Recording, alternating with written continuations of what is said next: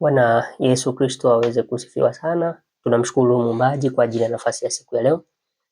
Tunamshukuru sana na Mungu akaweze kuwabariki kwa jina la Kristo mwanae.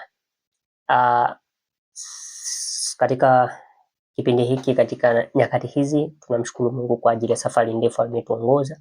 Ametufikisha wakati huu, aweze kuhimidiwa sana.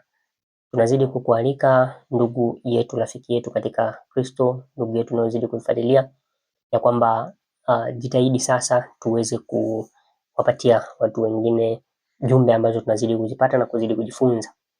Siku ya leo tunaenda kuangalia namna ambavyo dunia imezidi kuteka makanisa. Dunia imezidi kuteka washiriki. Dunia imezidi kuwateka watu wa imani. Na tunachokiangalia hapa ndugu zetu ni kwamba tunahitaji sana tuwe ni watu ambao tutakuwa ni watu ambao tunampendeza Mungu katika kila tunachokifanya. Sasa kuna mbinu ambazo shetani anazitumia ambazo usipokuwa makini utajikuta ya kwamba wewe ni mwenye kwenda kwenye njia zake bila kujua.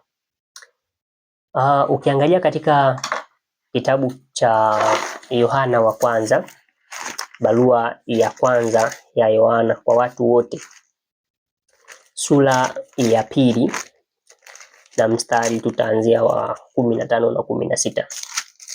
Barua ya Yohana ya kwanza 2 mstari wa 15 na 16 anasema, msiipende dunia wala mambo yaliyomo katika dunia.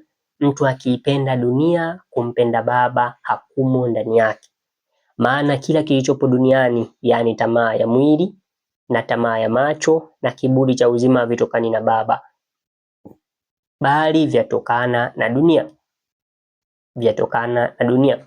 Sasa ukiangalia katika 15 ameanza kutuonya msiipende. Leo dunia leo imeingia mpaka kwenye sehemu za ibada, mpaka kwa washiriki ndani ya maisha yao. Sasa tunakwenda kuangalia namna ambavyo tutajitenga nazo na kuwa makini sana. Ninakuomba ukawe ni mwenye kufuatilia vizuri, maana itakuwa na part 6. Kwa undani tutakuwa tukielezea, itakuwa na vipande 6, nyakati 6. Kwa hiyo hii ni part ya kwanza ambayo ninakukaribisha uweze kuendana na sisi mpaka part ya 6, uweze kujifunza mambo ya kutosha, na katika hayo uweze kuwa makini na wewe, maana kazi yetu ni kuweza kufundishana. Baada ya hapo kila mmoja awe makini na roho yake. Bila kupoteza wakati tunaanza na kitu cha kwanza katika part hii ya kwanza. Mpaka ya 6 utakuwa umejifunza vitu vingi sana, na nakuomba usiache na pia kuweza kushare masomo haya ili wengi hasa vijana waweze kujifunza na kuelewa. Katika pati hii ya kwanza tunaangalia katika kipengele cha mavazi. Kwanza kipengele cha mavazi. Tutaangalia namna ambavyo shetani anawavuta Wakristo katika mitindo ya mavazi. Sasa msikilizeni watu wa Mungu. Tutaanza na kitabu kinaitwa ya Petro, kinaitwa Yohana. Petro 3 mstari wake ni 3. Kwanza tuanzie hapo. Alafu tutaenda kwa Paulo naye tumuone ambavyo anasema. Na tukiangalia katika kitabu hicho cha Petro, kuna kitu nataka tuweze kujifunza kimoja hapa, ili kuona kwamba kunatakiwa kuwepo na utofauti sana kati ya dunia na watu wa Mungu, wawe wanawake, wanaume, vijana wa kike na wa kiume. Sasa ukiangalia katika 3, Petro wa kwanza 3, kianzia mstari wa 3 na wa 4, anasema hivi, tena mpaka wa 5.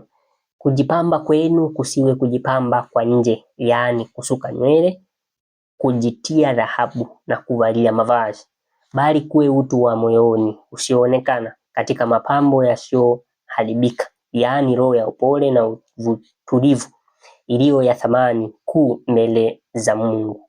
5. Maana hivyo ndivyo walivyojipamba wanawake watakatifu wa zamani waliomtumaini Mungu na kuwatii waume zao.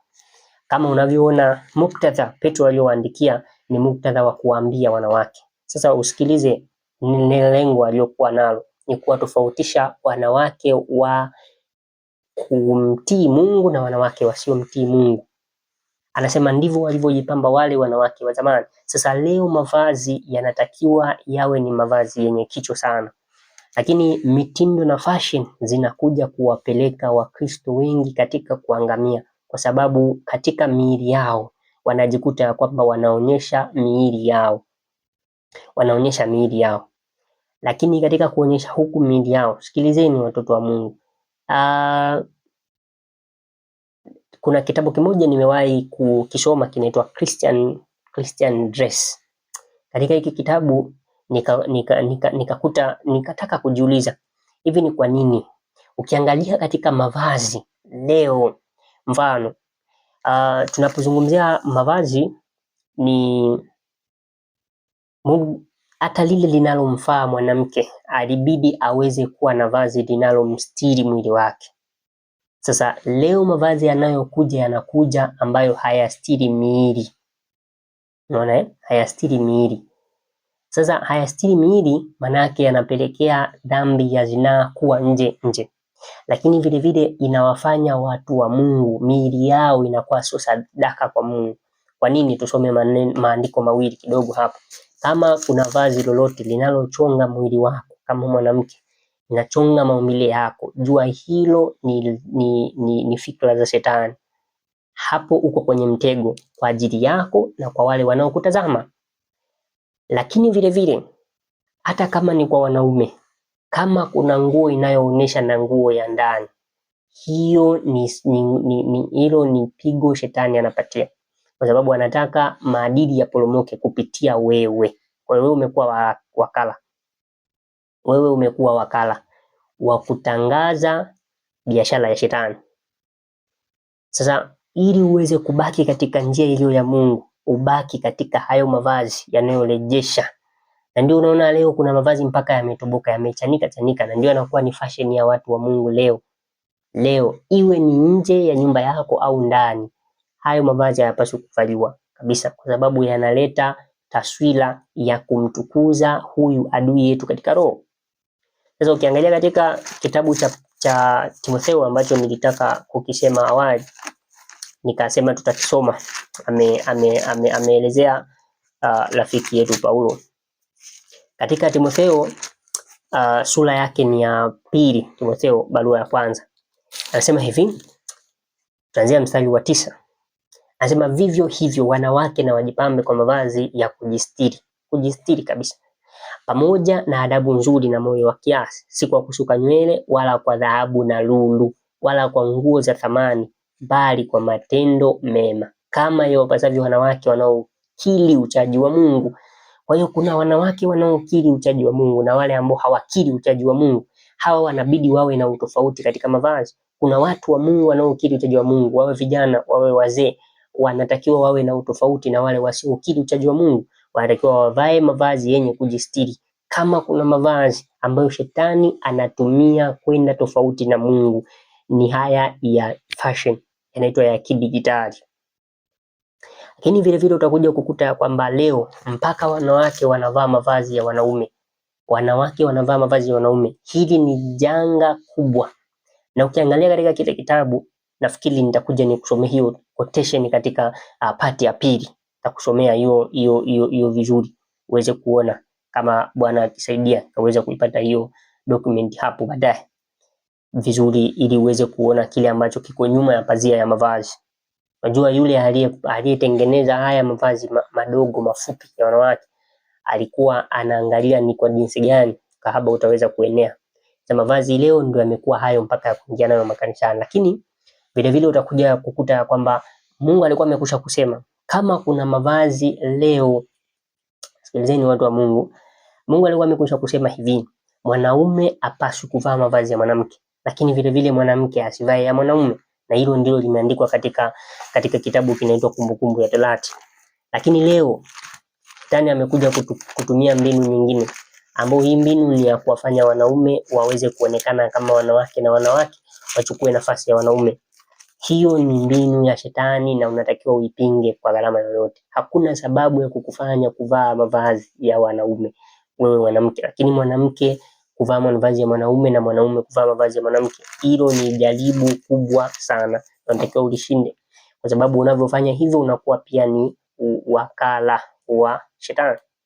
Anasema mstari wa 5 sura ya 22 kitabu cha Kumbukumbu la Torati, mwanamke asivae mavazi yampasayo mwanamume, wala mwanamume asivae mavazi ya mwanamke, kwa maana kila afanyaye mambo hayo ni machukizo kwa Bwana Mungu wako, ni machukizo. Sasa hii ni mbinu nyingine, sababu ukitembea katika mitaa utakutana na suruali zimevaliwa na wanawake. Sasa kimebaki tu katika jamii kama hii ya Tanzania kuweza kuwa na wanaume waliovaa masketi, ndio hiyo kimebaki. Lakini utakuta kwamba leo wanaume wanakuwa tena na namna ya kike. Mfano, kama utakuwa umezingatia katika masomo yale, katika hayo hivyo vipengele viwili tumevisoma katika kitabu cha Petro, lakini vile vile katika nyaraka aliyoandika Paulo kwa Timotheo, nyaraka ya pili, anasema mwanamke asijipambe kwa kujisuka nywele. Usukaji wa nywele ulikuwa unafanywa na watu ambao ni watu wa mataifa, watu wa kipagani ndio walikuwa wanasuka nywele, lakini hawa walikuwa pia wanasuka nywele. Wakati Paulo anaenda kwa uhubiria alikuta wakifanya hivyo. Sasa anawaambia watu wa Mungu hawafanyi hivyo, waache. Kwa hiyo walikuwa nao wanasuka ni wanawake, tena ni wale wasioukiri uchaji wa Mungu. Leo mpaka wanaume tena wanasuka, unaona Sasa utajikuta kwamba ni nani sasa hapo, ikiwa hiyo ilikuwa ni sifa ya wanawake, na wanawake wale ambao ni watu wa mataifa, watu wasioukiri uchaji wa Mungu, leo wanaume ndio wao wanasuka. Heleni walikuwa wanavaa wanawake wa kimisheni wa Shimaili, wanawake wasioukiri uchaji wa Mungu. Leo heleni, mbangili zinavaliwa na wanaume, tena imekuwa ni vice versa. Ndivyo dunia inavyowapeleka, lakini tutoke katika huu mtego, watu wa Mungu, tutoke katika huu mtego. Sasa Mungu na akatusaidia sana, tukutane katika kipengele cha pili, katika swala la pili linalosababisha shetani aweze kutukuzwa na dunia imeze watu wa Mungu. Tupatane vizuri uweze kupata vitu vingi zaidi.